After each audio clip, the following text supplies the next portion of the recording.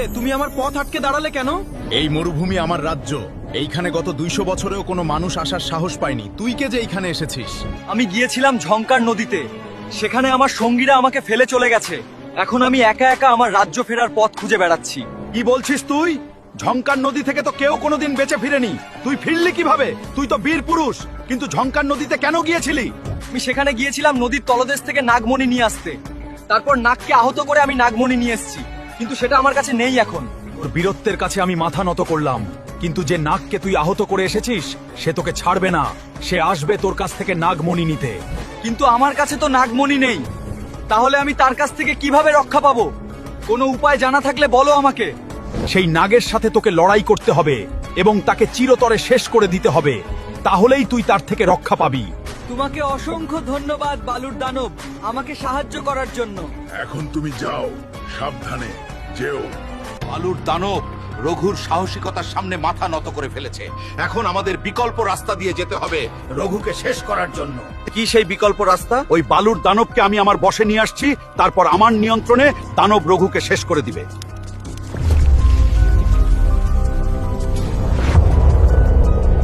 হে আল্লাহ, তুমি আমার ছেলেকে সকল অশুভ শক্তির হাত থেকে রক্ষা করো।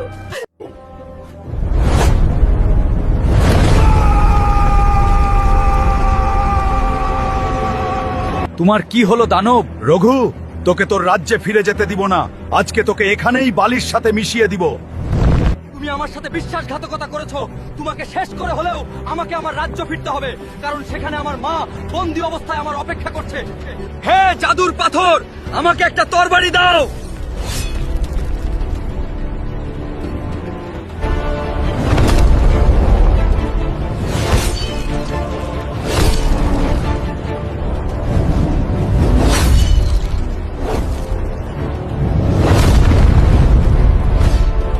হে জাদুর তরবারি, তুমি আগের নীল পাথর হয়ে যাও।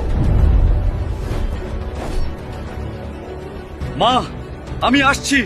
পৃথিবীর কোনো অশুভ শক্তি আমাকে আটকাতে পারবে না। তোমার ছেলে ফিরছে।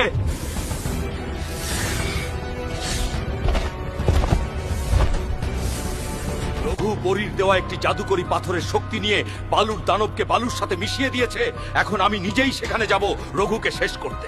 ঠিক আছে, যা করা লাগে করো, কিন্তু রঘুরাতে আর কোনোদিন এই রাজ্যে না ফিরতে পারে।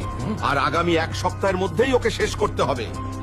ঠিক আছে পণ্ডিত মশাই, আপনি শুধু আমাকে একটি স্পেশাল ইগলের ব্যবস্থা করে দিন, যে আমাকে সেই জায়গায় নিয়ে যাবে। আমি জানি সামনে আমার অনেক বিপদ। তোমরা ভিডিওতে লাইক দিয়ে আমাকে সাহস দেও, আর পরের পর্ব দেখতে চাইলে কমেন্ট লিখো। Next part.